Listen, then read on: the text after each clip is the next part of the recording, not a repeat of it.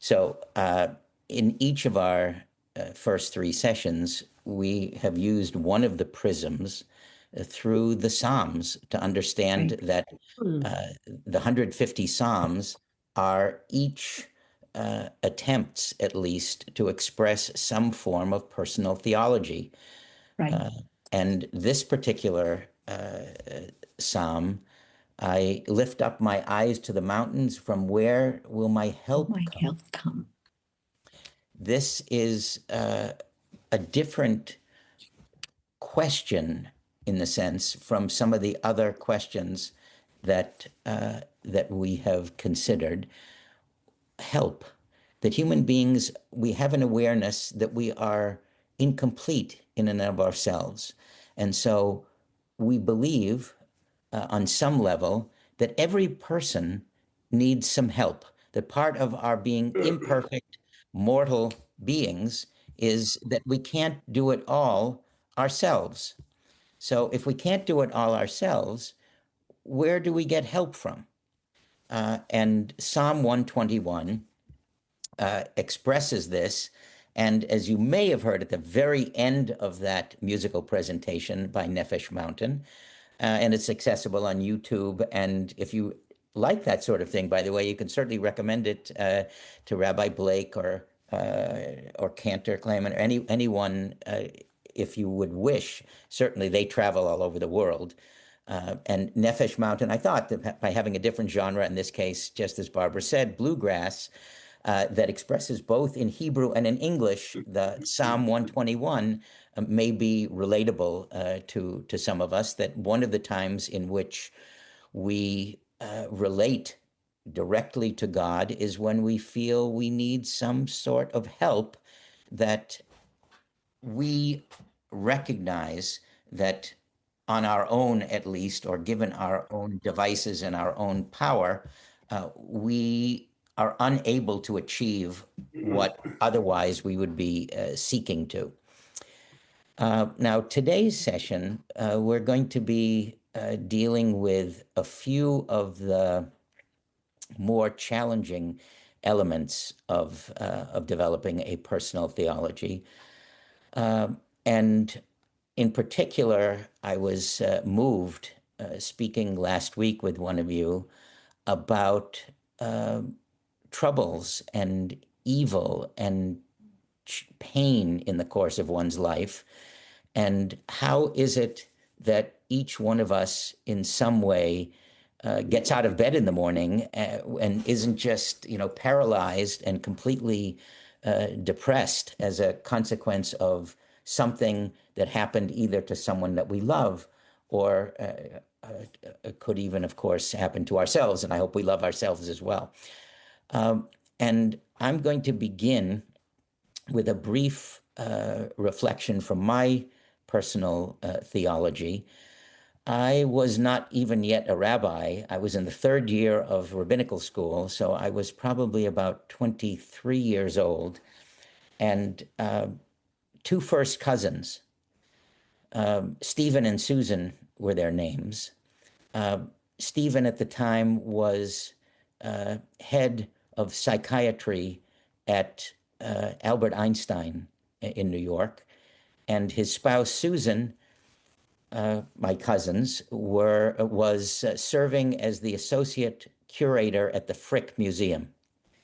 They had just purchased a home in Wilton, Connecticut, and they were moving from New York City to Wilton. They had to go to their new home in Wilton in order to measure something or figure out some aspect of the house that needed refurbishing or repair. And when they were driving on Route 95, a truck just drove right over their car, and both of them were killed instantly. And it was around this time of year, actually. It was slightly earlier in January. And it was during the break at Hebrew Union College between the first and second semesters. And as you can imagine, I was devastated. These were my two first cousins, and I just couldn't believe what had happened. As it happened, the funeral took place in New York, and uh, all I can remember from it at this moment is that it was on a Friday afternoon, and the rabbi that they had, quote, rented was an Orthodox rabbi. And he began by saying, "It's a horrible time for a funeral. It's very close to Shabbat. We really don't have enough time to say very much." And people were just appalled. I mean, they were just, "Oh my God, what are you thinking?" And they looked at me, this little, pisher, so to speak, and said, "You've got to say something." So I got up and, murmured something, crying through it about my brilliant, talented first cousins and what such a profound loss this was. But what ended up happening was just a few days later, right after Shiva, I went back to Hebrew Union College, and I at that during that semester was taking theology, and we went back to our final exams, and I learned a lesson there that I have kept with me to this day. The teacher, whose name I will mention, Professor Barry Cogan, who's actually still alive at this moment, uh, came to class, and he saw exactly where I was sitting, and he wrote on my paper, just on my paper, uh, "Jan, don't answer this question." Because that question that he said, "Jan, don't answer," was about what happens when bad things happen to good people. Now, among the lessons that I learned is that there is a time to theologize, and then there is a time not to theologize.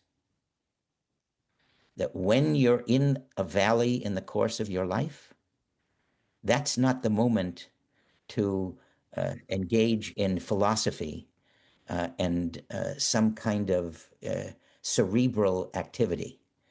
That's a moment when you need a hug. You don't need words. And I mention this because I'd like to think that this lesson was not only for budding Rabbi Jan Katzew, but that is a lesson, as I said, that I've tried to carry through my life.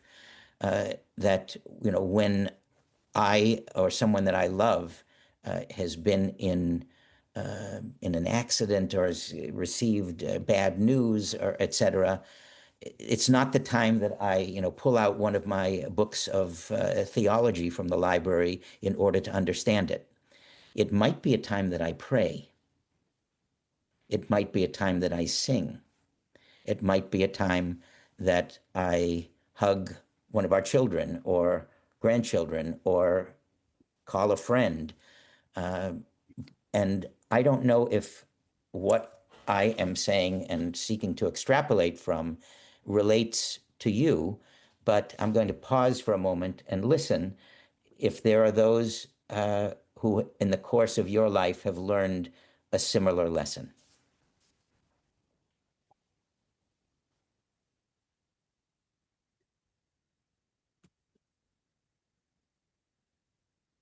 Please, Alan.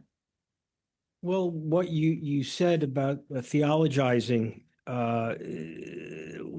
what I believe is that in certain times there are no words. It's short and sweet. There are no words. Yes. I think, that learning um, is something that I try to, for example, bring with me to every Shiva that I attend. Uh, Kind of look in the eyes of the person who has suffered some kind of a profound loss and just be present. Right. Be with them.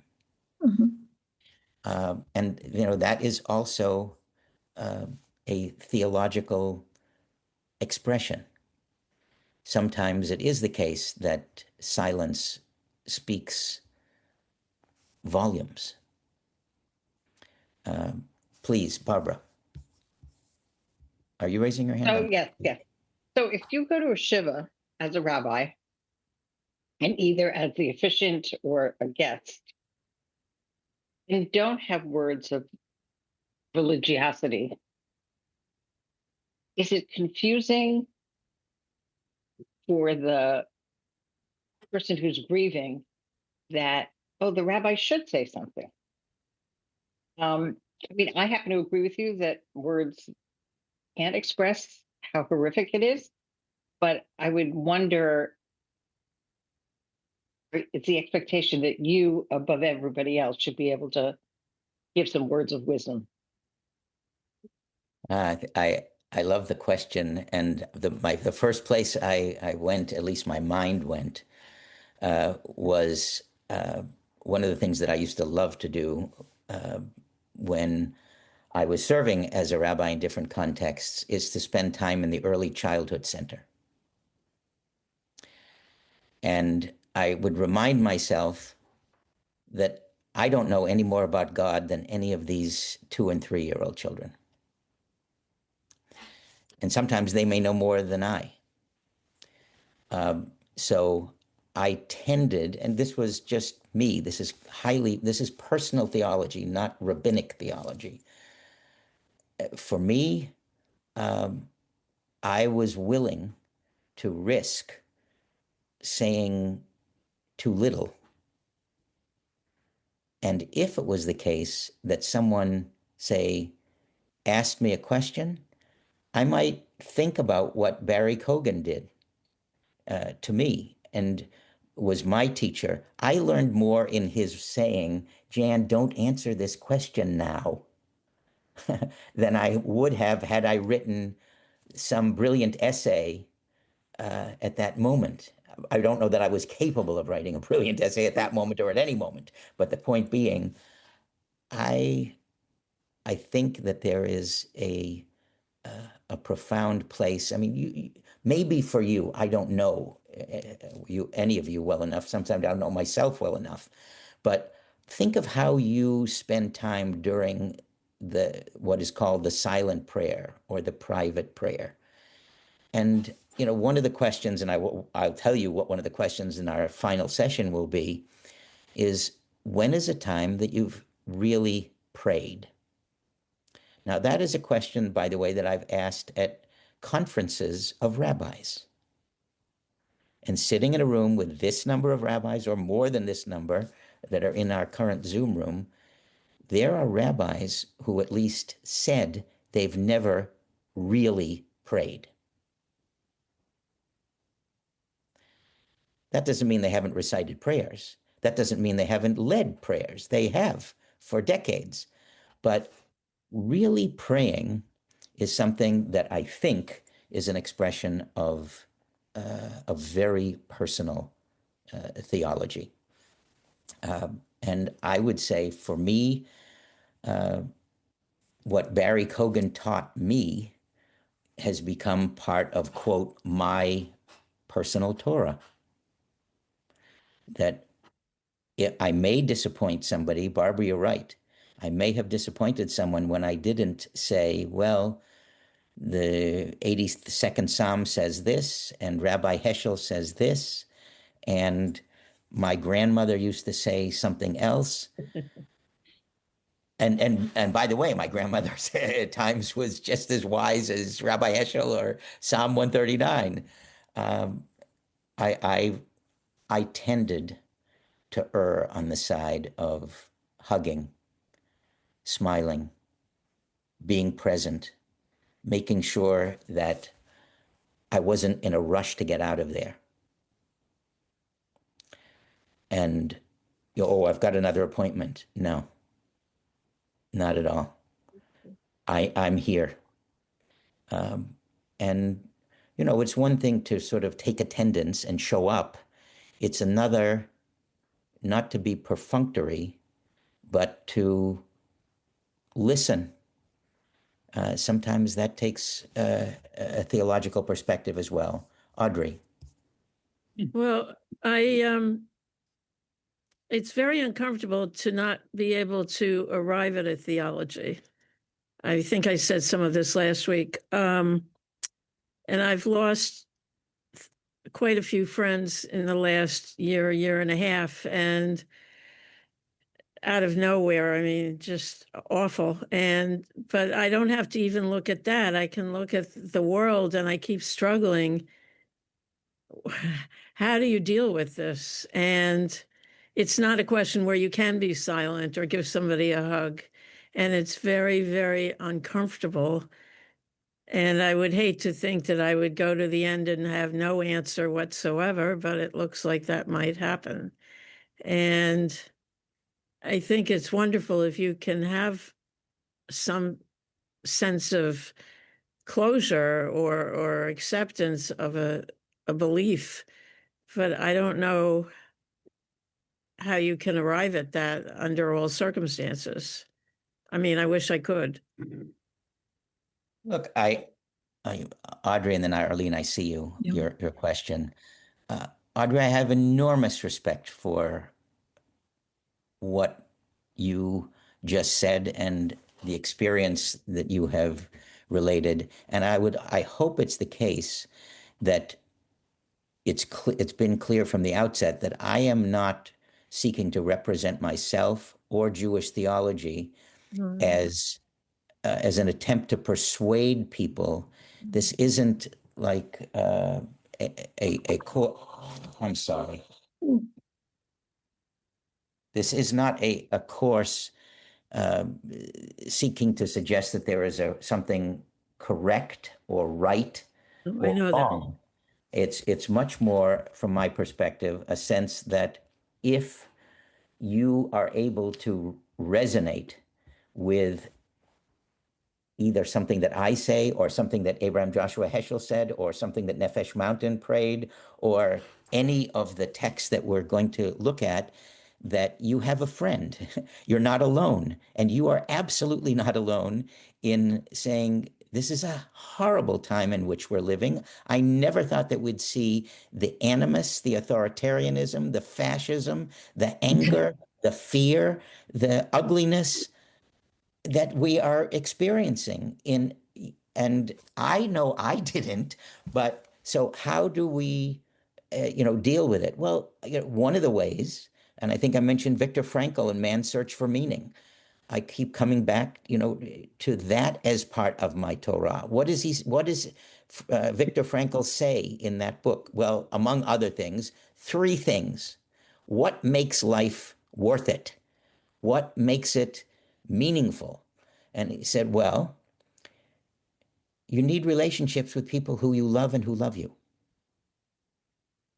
There are only two times that in the Bible that says something isn't good. And one of those two times is it's not good to be alone.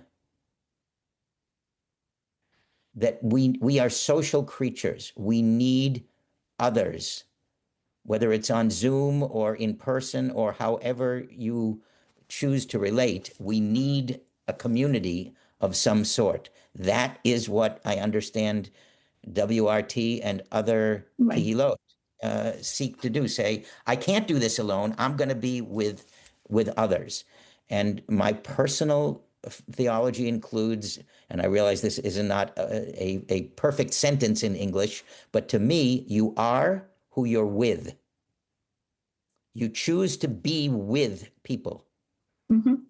And you choose to belong with, and I don't say to, by the way. In my opinion, it's much more important to say belong with WRT than belong to WRT. WRT doesn't own you.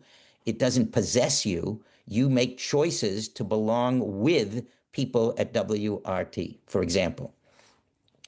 So that's one of the things he says, loving relationships. Another is something meaningful in your work. That what you're doing, Right. I don't just mean work to earn money. I mean, Yeah. my spouse right now, Lainey, is delivering Meals on Wheels. Normally, that's what we do together at this time every Thursday. That is meaningful for us. Mm-hmm. So that's another way that life becomes meaningful. And the third way that Viktor Frankl says life becomes meaningful is we don't get to choose when bad things happen to us. Right. But we do get to choose how we relate to those Right. bad things that happen. What can we do? How do we react to it? Do we surrender to it? Do we and basically say, my hands, I give up? And there are people who do. I'm not saying that that's wrong. That is a possibility. Do we just get angry at the world and bitter and say, no, No. I'm miserable and I'm not going to be happy until you're miserable? That happens. We probably each know people like that. And so that's another kind of response. Another kind of response is we laugh at it. We say, ha ha ha, ha. I'm not going to let it get me down. When Rabbi Lord Jonathan Sacks gave a lecture in Great Britain, he said that movie, Life is Beautiful. He said, well, that movie went way too far. That movie in which people kind of, made jokes and laughed at the Shoah, at the Holocaust, that was over the top. And after the lecture, an elderly man came up to him and said, Rabbi Sacks, I want to tell you my story. I survived camps, the death camps, because every day I had made a pact with one of my friends that we would walk up to each other and laugh. And both of us survived. And Rabbi Lord Jonathan Sacks, arguably the most famous rabbi and leader, theologian in this generation or in the prior generation, said, that was a lesson for me. I was wrong. Laughter, joy can be a legitimate theological response to evil. And one of the possibilities right now, if you are of the opinion that we are living at a very dark, angry, bitter, wrong, sad time, is to take every advantage that you can to celebrate. Okay. That's one response. Arlene, you've been very patient, please. I had an experience that I don't usually share with many people, but one of our children was diagnosed with a cancer that everyone assumed he would probably die. And at the time, we're still very friendly and close with the rabbi who married us. He was in his 20s, late 20s, when my husband and I got married. And he insisted upon spending the time with me in the hospital the night before both surgeries. And at one point, I said to him, Bob, I'm losing my feelings about believing in any kind of a God who could cause something like this to happen. And he said to me, Arlene, I understand everything you're feeling. And he said, and believe me, he said, I'm feeling some of the same concerns. He said, but hopefully we're going to get through this and your child will. And I'm going to send you something that I want you to read at some later point in time. And of course, what did he send me? When bad things happen to good people. And the gift was that I reorganized my thought processes about the kind of God that I wanted to believe in and depend on and turn to when bad things were going on in my life. And it was no moment of the day, but more that it is a presence that I can turn to for additional strength. That's it. Thank you. No, thank you. Thank you. Thank you for honoring us with, as you said, sharing something that you don't typically share. And that was, an example that theology does require, or at least ask us to be vulnerable. I don't know what just happened. Do people see? It looks like Norman did something possibly Oh, with. I'm afraid I did. I'm going to try to Okay, let's see. I don't know. whatever. Okay, let's see. Let's see what happened. I don't know. This is I don't know either. all right. Let's see. All right. We're going to try this.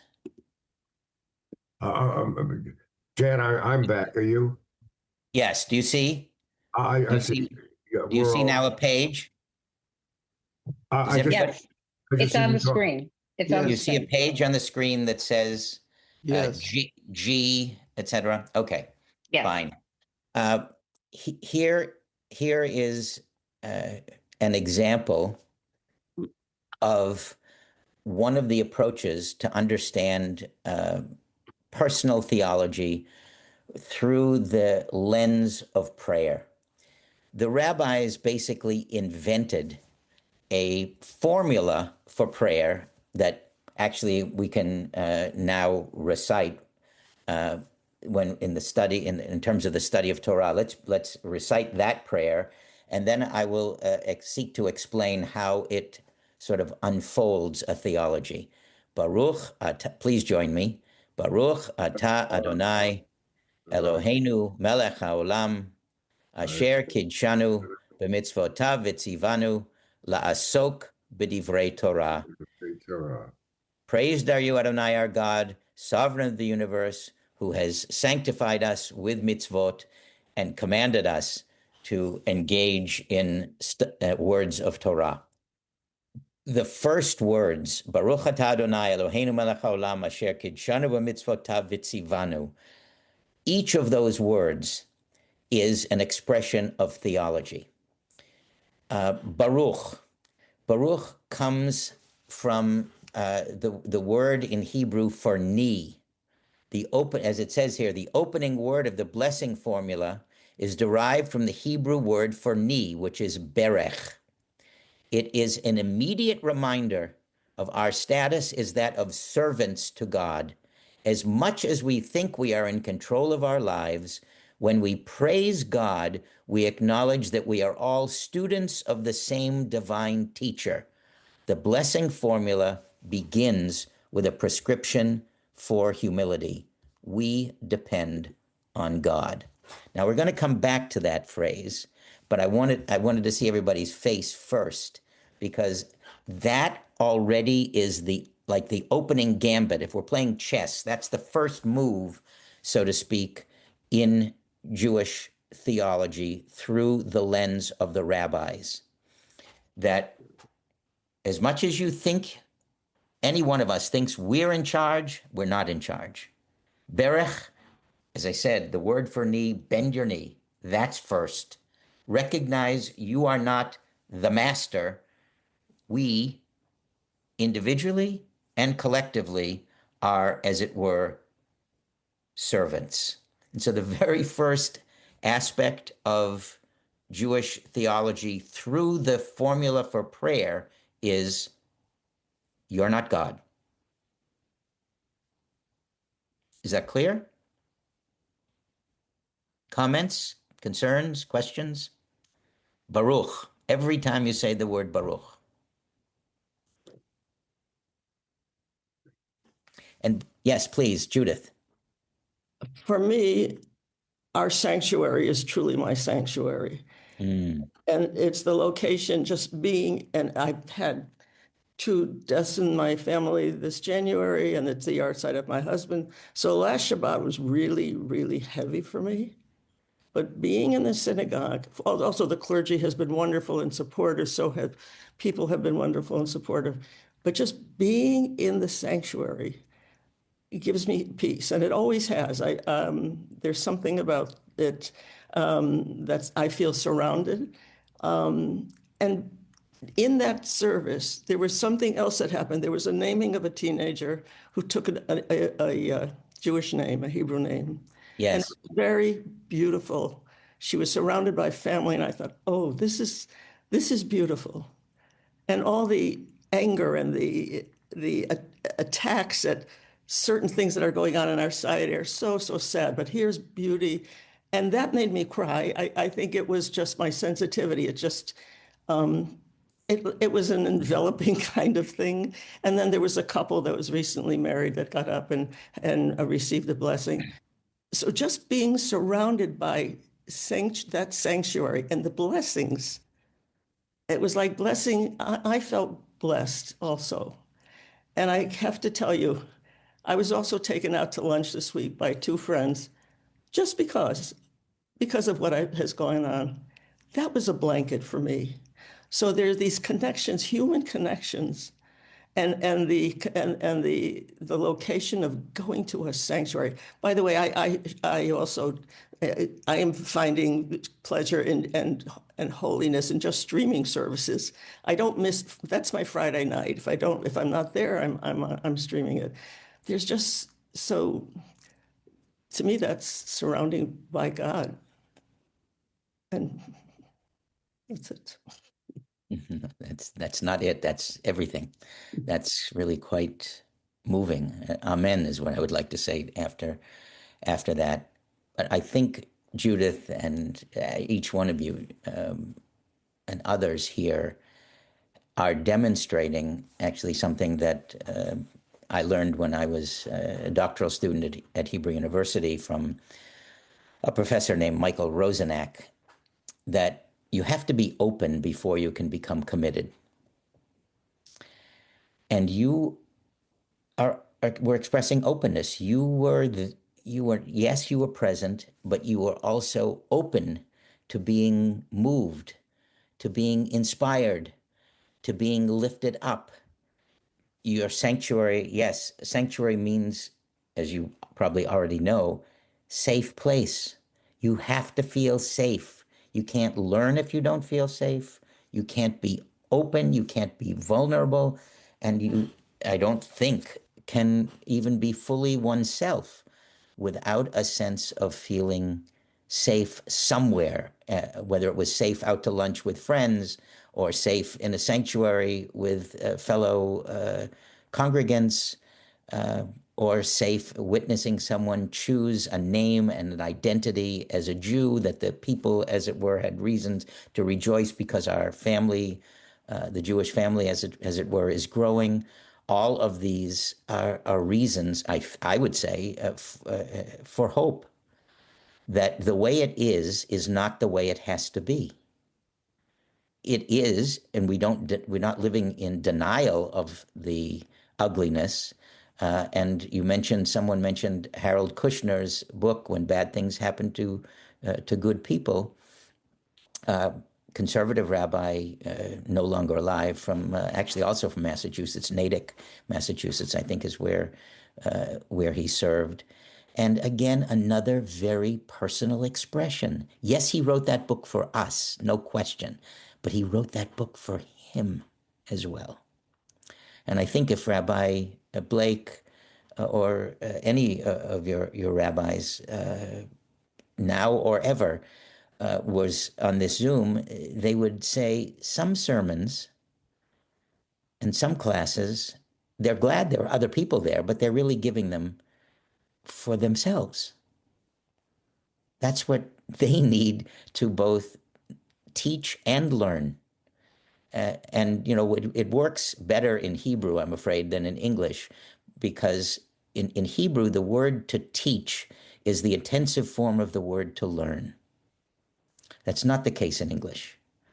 And so ideally, a person who is a teacher is the one who is the most intensive learner. we're on the same journey. There's not like a divide between teacher and learner in Jewish thought.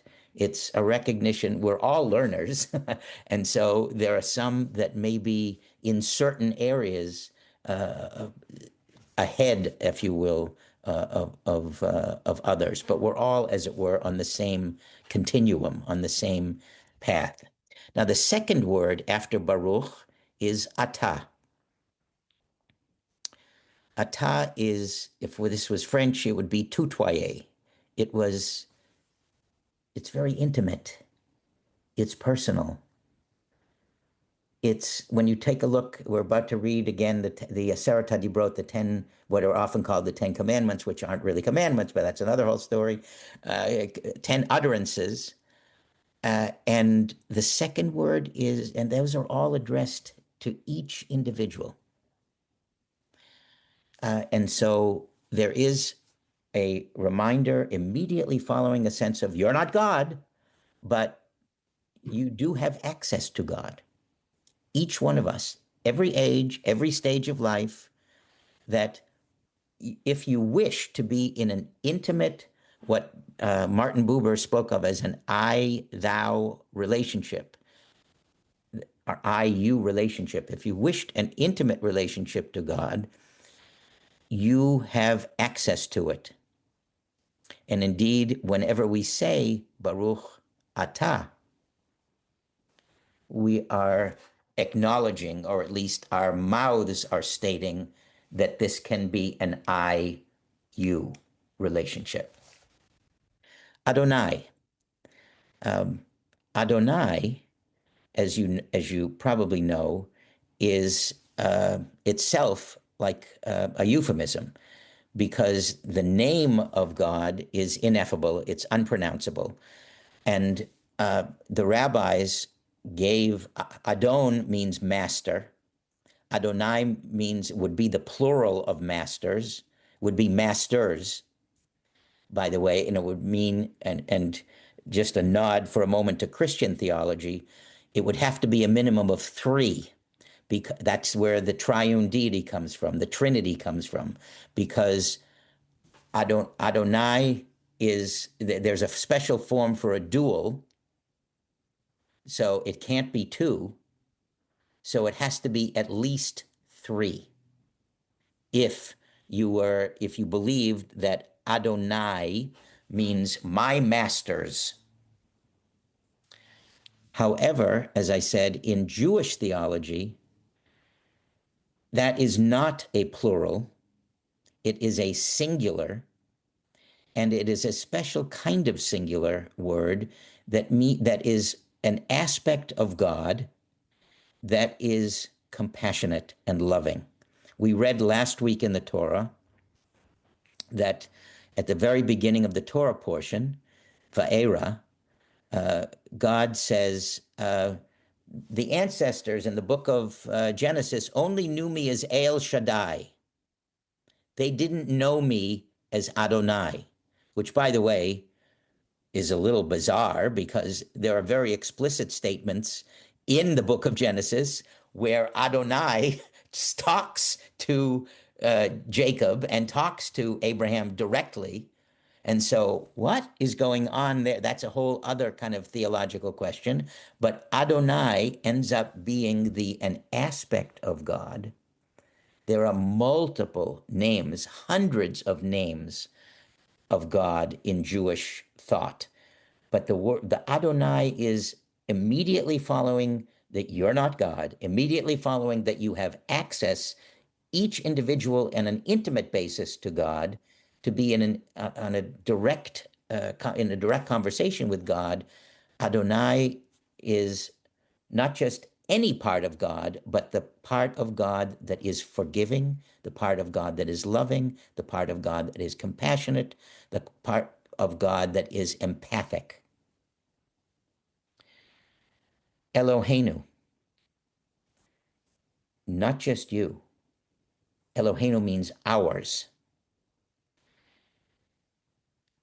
I admit And again, I wish one of your rabbis can absolutely, totally disagree with me, and feel free to raise it with them. But I get uncomfortable when I hear a rabbi or cantor say, my congregation. I say, really? Do they belong to you? I'm not so sure. I tend to think that, as I even have said before in this course, that this is our course. It's not Jan's course. It's whoever is in the room are the right people, and it's ours. I don't own it. And this is a very important theological statement, Eloheinu, our God, that it isn't something that I possess. Yes, I may have an intimate relationship with a child, with a spouse, with a friend, with a rabbi, but I don't own any of those people. I can remember, and I haven't thought about this in a while, but I was an undergraduate at Wesleyan, God, almost 50 years ago. Oh, yeah. I didn't want to say that. But in any case, in Middletown, Connecticut, and the president of the university at the time was a man named Colin Campbell, who later became head of the Rockefeller Foundation, I think. But in any case, he said something that I thought was brilliant and beautiful when the parents were just about to leave at orientation. He said, I want you to know that your children are in very good hands. And then there was a pregnant pause. And then he said, their own. I loved it when he said that. And I, 50 years later, love it even more, because it was a reminder, no, we're not in charge, and your child doesn't belong to Wesleyan University now. But guess what? Your child didn't belong to you before. Your child belongs to your child. And it was a reminder of humility being an essential part, I would say, of Jewish thought and Jewish theology in particular. So we have Baruch Atah Adonai, Eloheinu, Melech. Melech is ruler, sovereign. Aha. So this is another aspect of Jewish thought. Oh, you're the one in charge? You are, and who are you in charge of exactly? Me? The people of Israel? Ha'olam, everything, the whole universe, everything that exists. Oh, so this is yet another element of Jewish thought and Jewish theology, awe, A-W-E. So intimate, yes. Shared, yes. Compassionate, yes. Loving, yes. And at the same time, sovereign. And I'd like to think, this is at least the way I seek to relate, there are some times that it's easier for me to relate to the intimate, have an intimate relationship with God. At other times, I need to know that I'm not alone, that it's being shared. And still, there are other times that, as powerful as any human being can be, and we are witnessing lots of people seeking to wield power, and I would personally say abuse power, that as powerful as any human is, every human is mortal. Yes, there are trillionaires or almost trillionaires trying to push the envelope and see if they can become immortal. That you probably know that kind of stuff is happening. People are trying to buy longevity and et cetera, or eternity, if you will.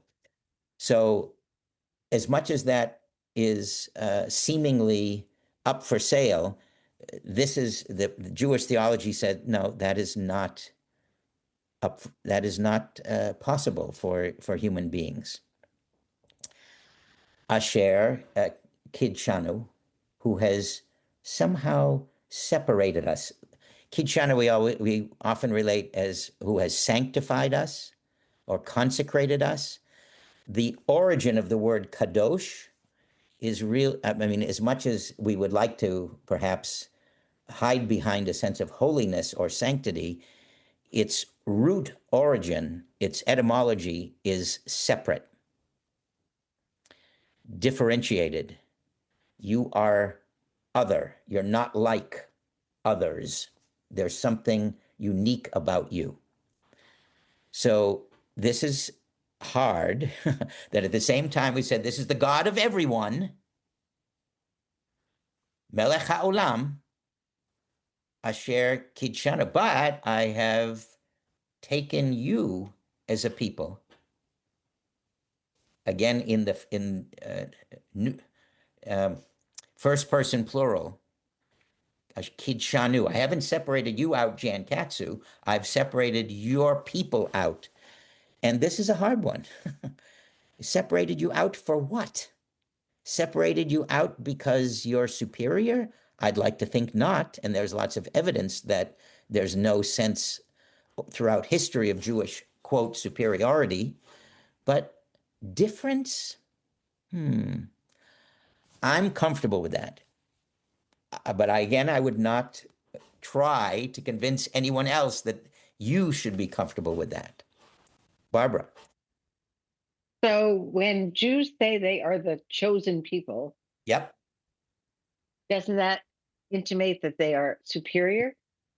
Like I have Orthodox friends who say, we're the chosen, we're better than other people.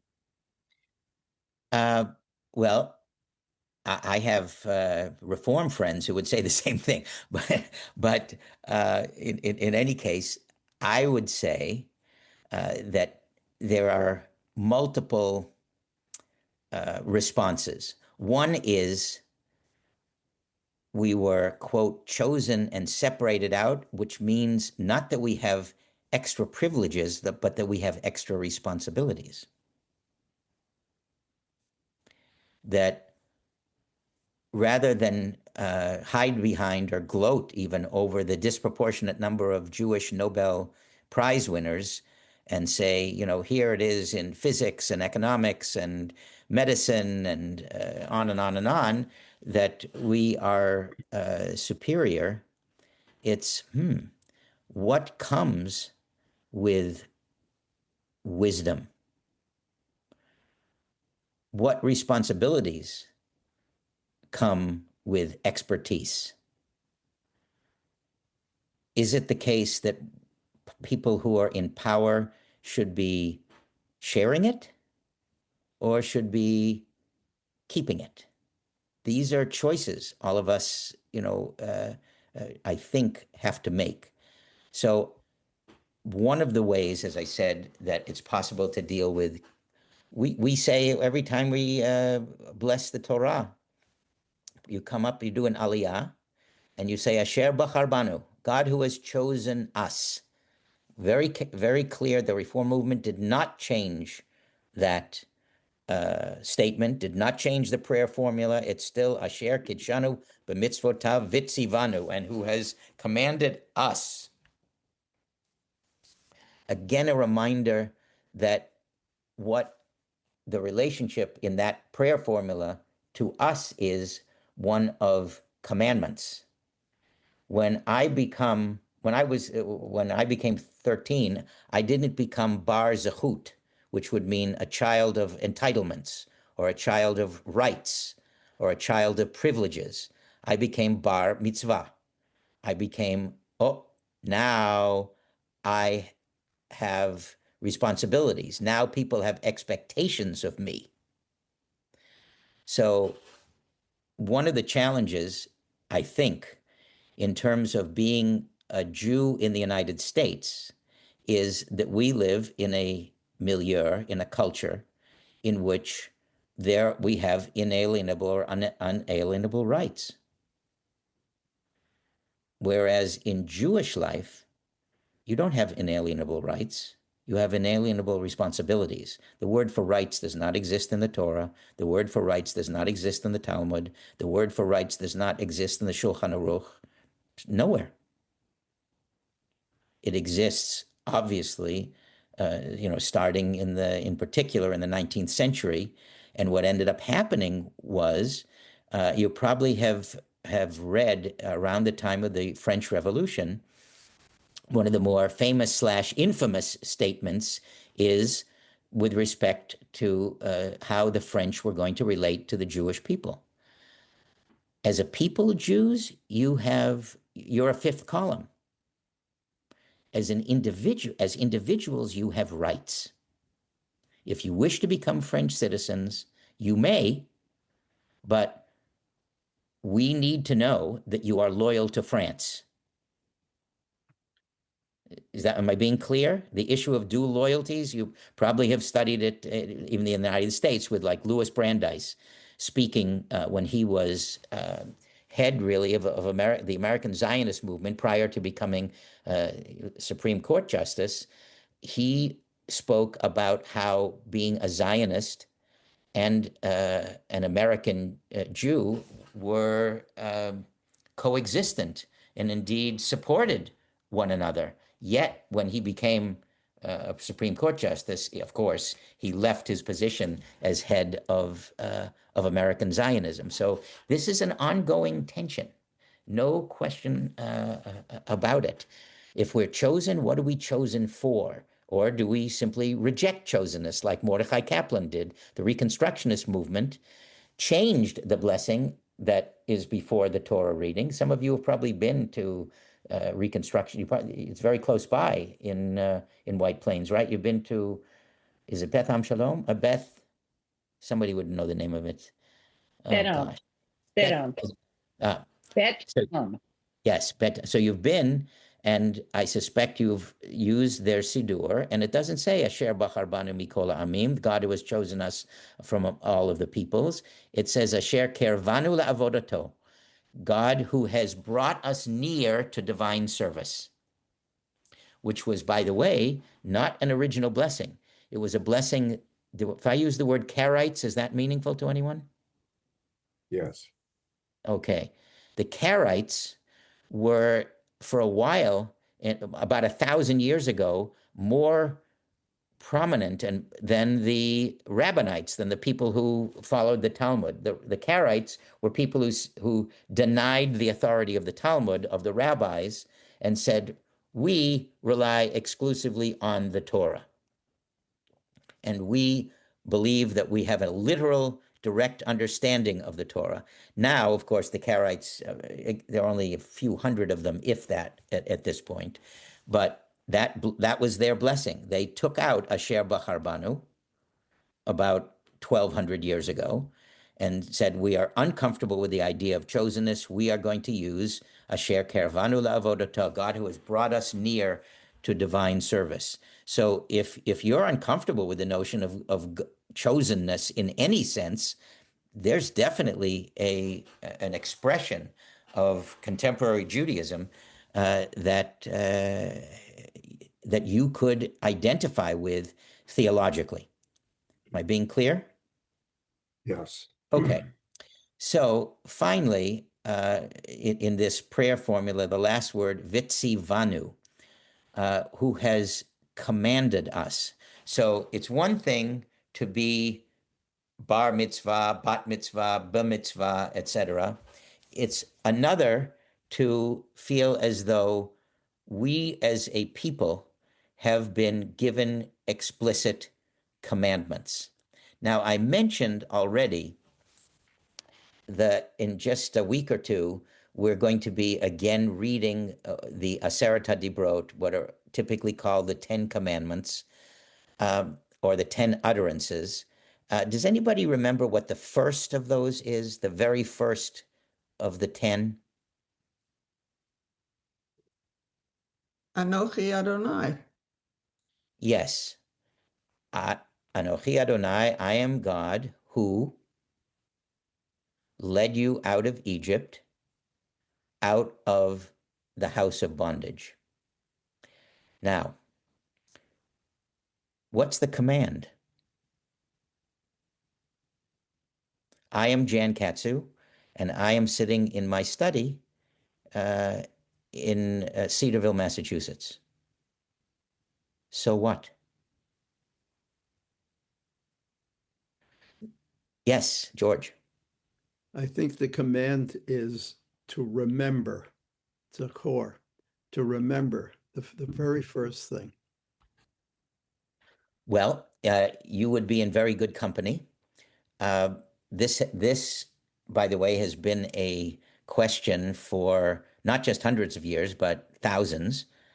And there are those very eminent Jewish thinkers and theologians who've said it's not a command at all. It's like the preamble to the Constitution.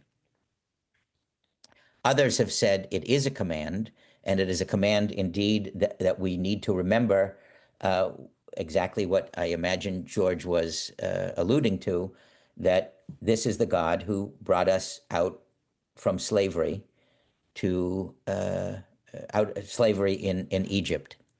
Rambam, the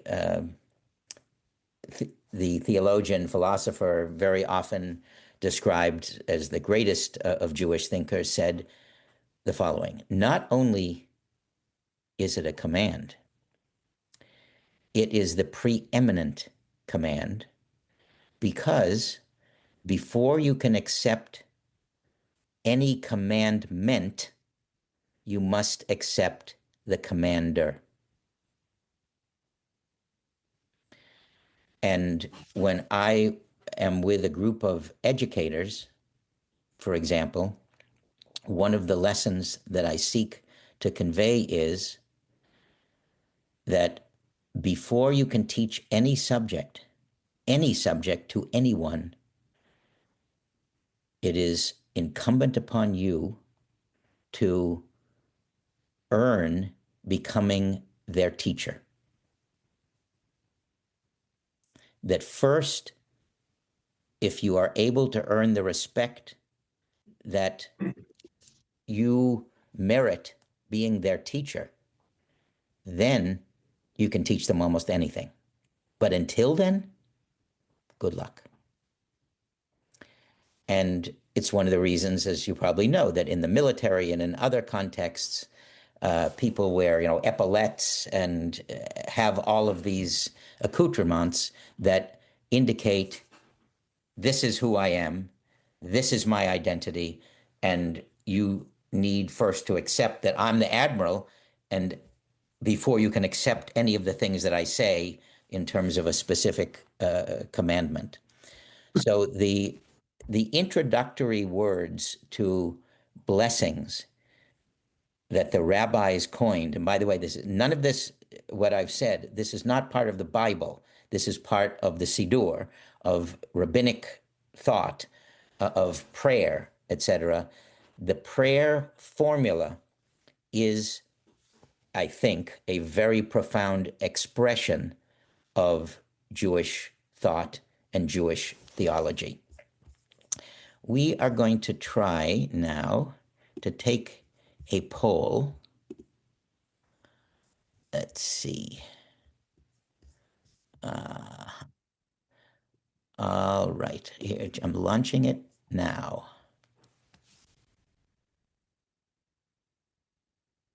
Now remember, this is anonymous. No one will know who said what.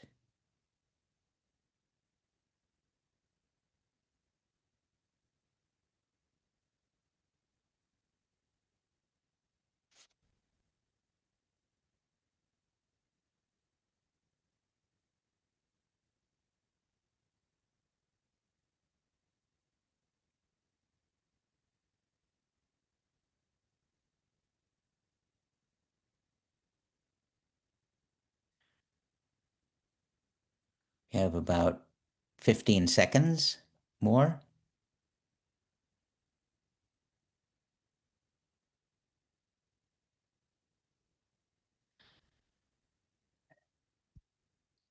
5, 4, 3, 2, 1.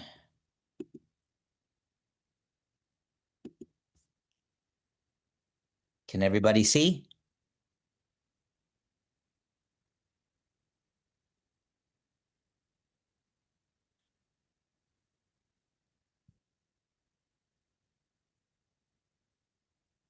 Great. All right. I will stop sharing.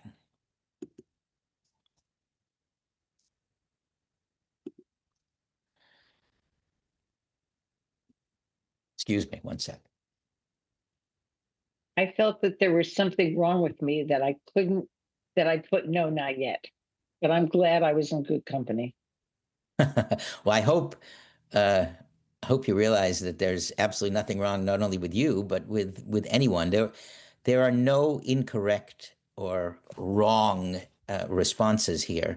And what I hope in addition is that you found that there were, not just you, Barbara, but you, everyone, found that there were other people with whom you could resonate, so to speak. That there are people, who already are comfortable. If Rabbi Blake turns to you and says, look, we're going to have on Shavuot an opportunity for people to share something of their personal theology, your personal Torah, so to speak. And there was at least one or more than one person ready to do that. There are other people who were even ready to share in this context. And I think what we're going to do is in our final session, we will give people an opportunity, but only by invitation, not by demand, to share something of their personal Torah. And as not in this case Harold Kushner, but as Larry Kushner wrote, it really is a zchut, it really is an honor to hear someone share elements of their Torah with others. Okay. Any other comments or questions about that little poll? Why did I do that? What was my motivation, do you think?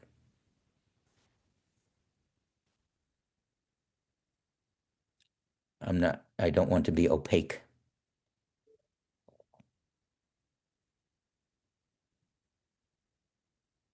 For me, I'll tell you why I thought it would be interesting. First of all, I hope you felt safe.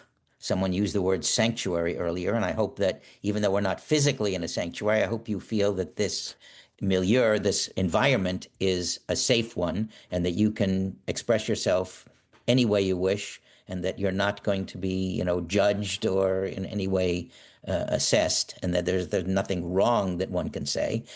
And the second is, for me, a reminder, and I think I said something like this before, I never think I'm teaching a class. Ever. I think, I'm trying to teach and reach each person differently. And this is a way for me, it's helpful to get a reminder of who's in the room, how are people feeling, in this case, with respect to their own willingness, their own sense of vulnerability, their own sense of learning, and have there been examples of what we've studied so far that are speaking to you? I'm going to try, as we're getting closer to finish, I'm going to try something from a poet, Yehuda Amichai. Is this a familiar person to anyone? Yes. Okay. Yehuda Amichai, for anybody who may not be aware, was something like the poet laureate of Israel, especially during the last quarter to third of the 20th century. I actually had, in this case, the zchut, the honor, not just of meeting him, but moderating a conversation with him. This was prior to the advent of podcasts or anything of that nature. It would have been fun to, oh my God, that would have been amazing. But in any case, this was when I was studying for my doctorate in Israel. One of the things that we were privileged to do was to interact with some of the great thinkers current in Israel. And since it was in Jerusalem and he was living in Jerusalem at the time, it was my joy and honor to kind of interview him and moderate a conversation with him. And clearly, one of the most brilliant, insightful, incisive minds that I have ever met and been in the presence of. So I'm going to share a piece of his poetry. I think it's in this one. Let's see. All right, let's see. Da, da, da, da, da, da. It might be in the other document. No, yes, it is. Okay, it's in the other one. Da, da. All right. I think it's in this one. Oh no, did I just do this? Oh, I did the same one. Excuse me. All right, let's try. Maybe this one will be the. Rabbi, can you make the print a little larger? Yes, I'm going to. I just need to. I don't know why it's disappearing. Ah, let me find it. Okay.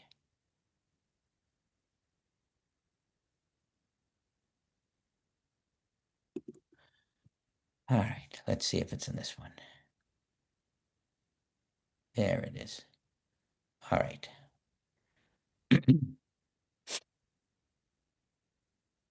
Okay.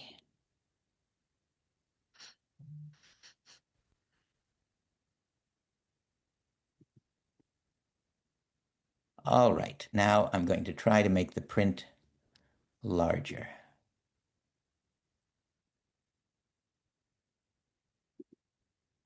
Oh, that didn't work.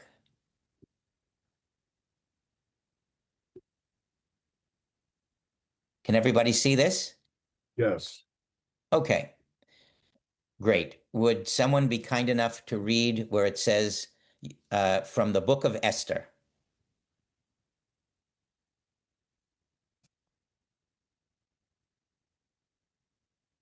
Joseph, would you?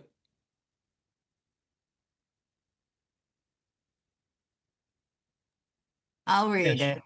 Oh, Okay. go ahead, Yes. Joe. Okay, I got it. I wish it was just a little bit bigger if you can. Okay, I will do my best. Let's see. I don't know if it does a little bit bigger.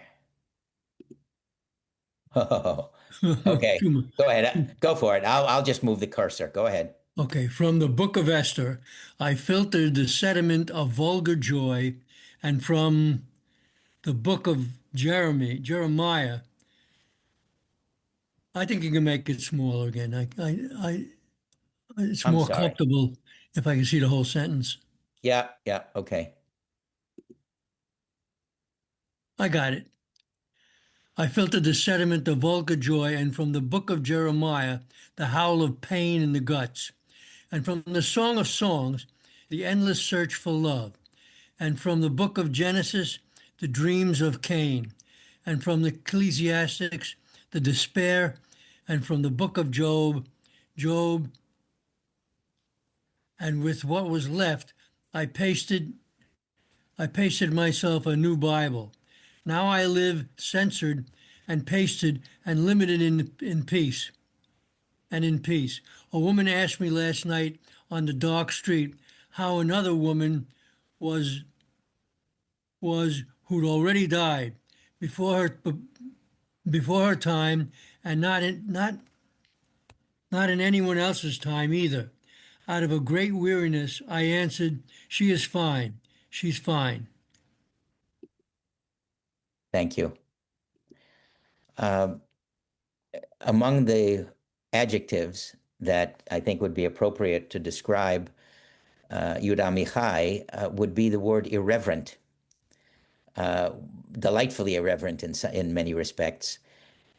He, in this poem, argues, if you don't like something that you read in the Torah, get rid of it, censor it, say it's not in your Torah. Am I being clear? That's another reason, by the way, that we took that poll. This is an attempt to give you permission to say there are things in the Bible that I would write out of my Bible. So that, for example, in the book God versus Gay by J. Michelson, he would say that business about if you have a male sexual relationship with another male, you are an abomination. He would say that's not in my Torah.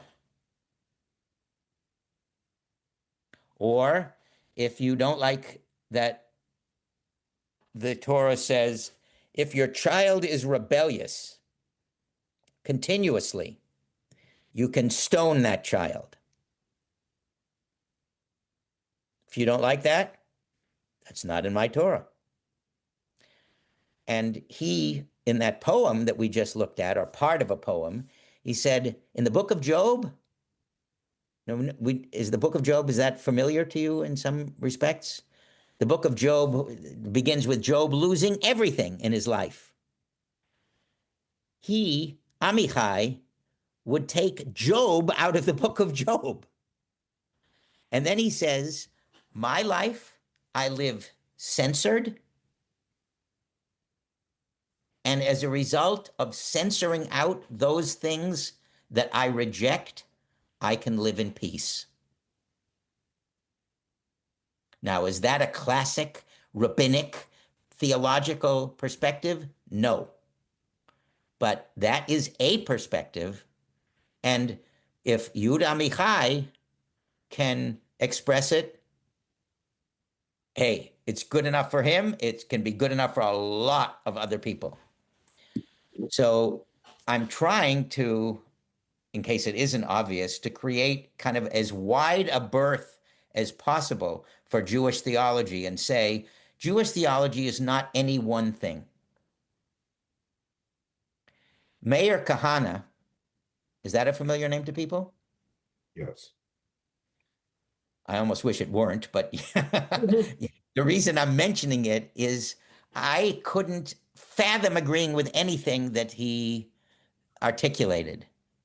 But he is within the Jewish orbit or ambit of thought.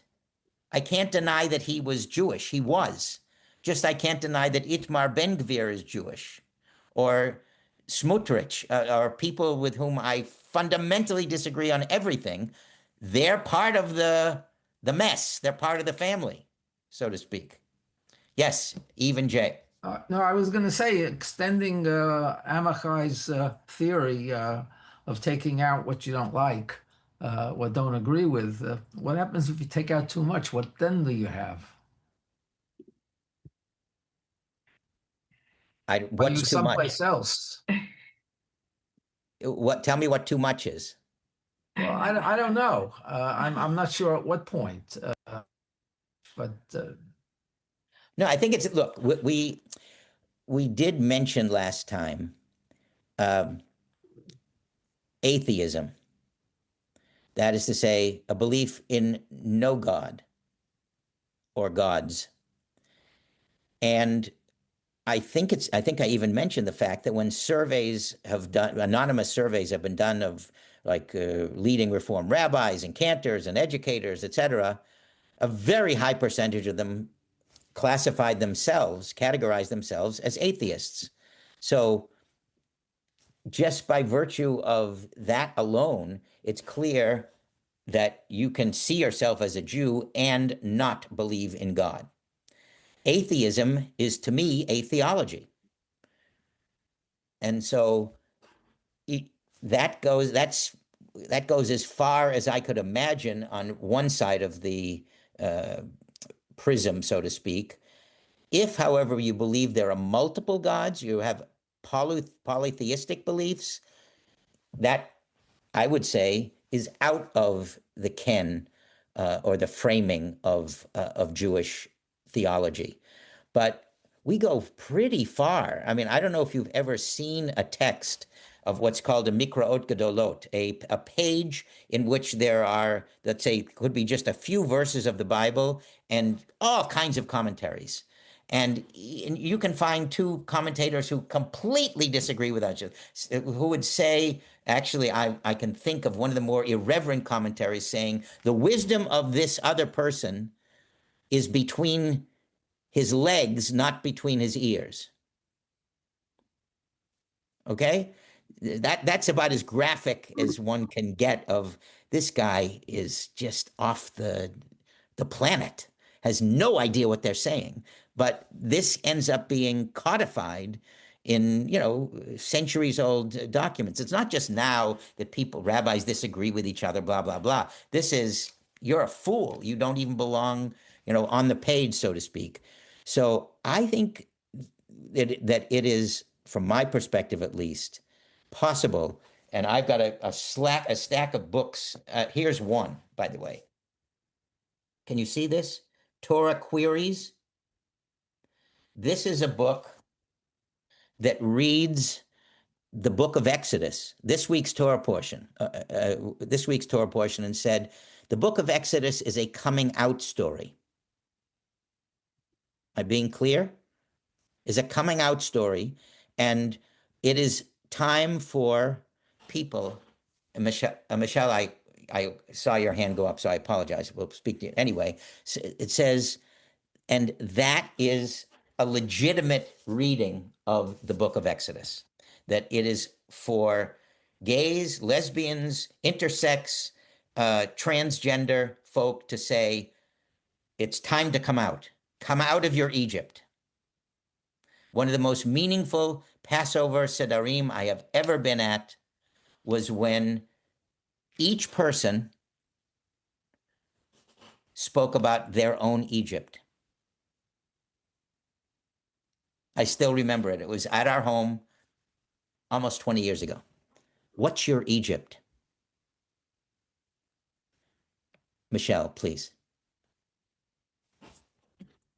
I was simply going to start by pointing out that, in fact, Thomas Jefferson physically cut out pieces of probably mostly the Christian Bible that bothered him. And so he created his own book, but he physically, lined out and cut out pieces.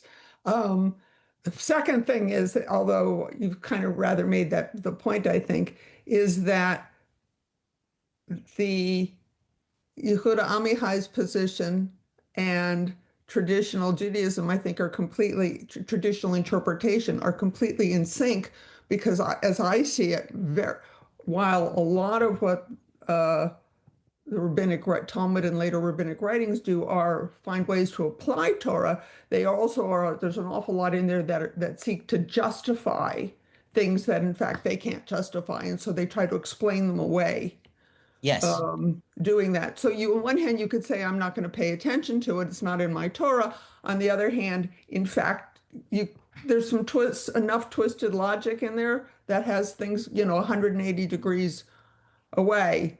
And so I think that's Amichai is completely consistent with Judaism. Now since I have the floor, I'll add a third item, please, which was, I think, the only time I remember my father saying absolutely no to me, was in the midst of when I was in high school, in the midst of the Free Soviet Jewry movement. There was a march on Washington and a camp out for like 3 days or something, and I wanted to go.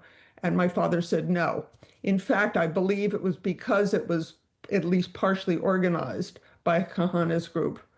And he just viewed that as the Jewish Defense League. Yes. Wow. See, for me, what you just said, all of what you just said, is part of your personal theology. It's just from your dad speaking to you in high school, from your memory of having read that Thomas Jefferson took literally, as it were, what it was that Amichai said, and just that's not in my nope. I love that, and I think that is a very rich expression of personal Torah. And I would say unsolicitedly that if that's the sort of thing that you are open to sharing here, that it would be most worthy on Shavuot. Oh, I have no that's my problem opinion. talking about my philosophy. My philosophy. Good.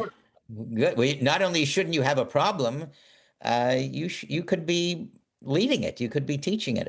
As I said earlier, and this was not some statement of false modesty. In many ways, I'm also a student in this class, as I am seeking to facilitate it.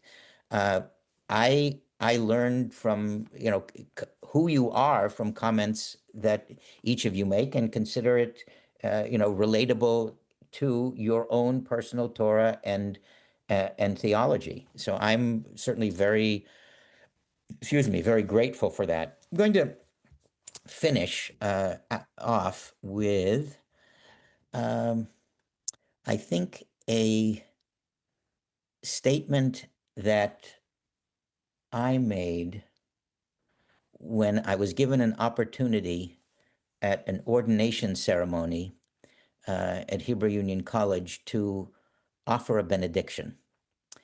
And I think perhaps without further introduction, I'm just going to do that. Now I just have to find it. I think it's here. Okay.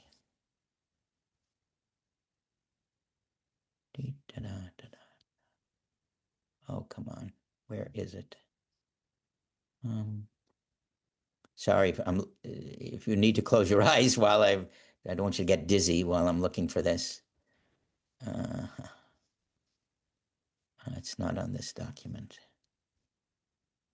Yeah. Okay, it's not that one.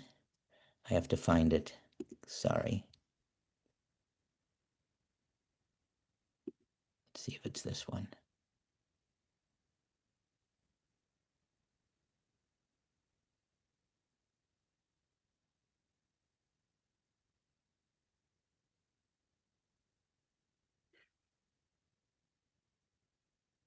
No.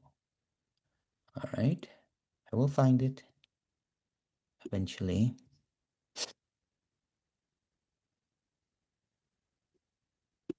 Let's see if it's this one. No.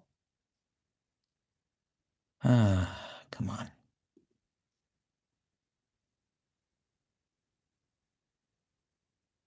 How is that possible? Where is it? Oy.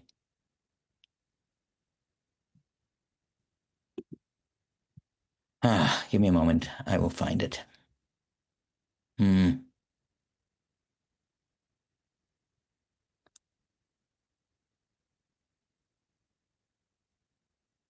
right. I may just have to read. Oh, Yona. Here it is. Okay.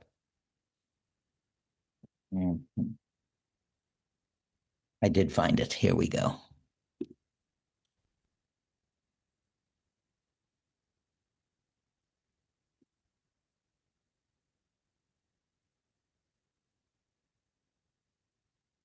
All right. Let's try this one.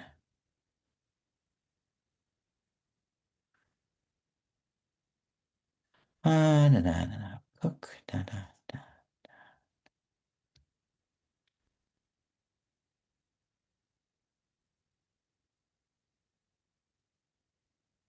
You know what? I'm just going to read it. I apologize. Yeah. Okay. Tzur Yisrael, Rock of Israel, hold close, guide, and support the 7 newest rabbis in the world. Sheva Brachot, 7 living blessings. Lichvod Shabbat Kodesh, 1 honoring each day of the week, as well as the people who have helped to shape their worthy, holy characters with love and kindness. Hamakom, omnipresent one, guide and support them on their sacred mission to heal broken souls in a broken world. Lead them Bamidbar, through the wilderness, the unknown future, to Sinai moments, when they will feel as though they are on the top of the world because they have discovered their Torah, their truest teaching, their most profound message to the people, our people, that they serve and lead. You, O God, who are always present, help us to be present here, so that the joy, the simcha, the hope, the tikva, and the love, the ahava, we all feel now will accompany us when we leave this sacred space. Hamakom, Hamirachem, O compassionate one, we know life transitions always involve endings, which are followed by new beginnings. We pray that we will all take with us from our time at the Hebrew Union College sweet, enduring memories of our learning and teaching as students and teachers of Torah, as people who live and love Torah, memories that are only exceeded by our hopes that all of us will, like our ancestors, someday, somehow, reach a land of promise, where we will live in a world of our dreams, where truth and peace will embrace, and love and life will prevail. Ken yehi ratzonenu, be this our will, v'chein yehi ratzon Eloheinu, and may this be our God's will. I'll send this prayer out. You'll have a copy of it, but I wanted to provide, finishing out this session, a prayer that names God in a few different ways, and yet was asking and hoping and praying at an ordination ceremony of 7 people who are becoming rabbis, that they too do exactly what I'm hoping and asking about for each one of us, that they discover their personal Torah and that they share it. Thank you all. You've been very kind. And sorry that I couldn't find it right away, Thank you, John. but I will send it to you. And look forward to our final session. Thank you very much. Janet, Thank you. is there another session? Because I thought it was only 3. It's, But there is one next week. There is Yes, one more, the yes. 29th. The 29th will be our concluding session. I wish you all a sweet Shabbat and a good week. And for you too. And you. That was wonderful. Thank you, Jan. Thank you. Thank you so Thank you. much.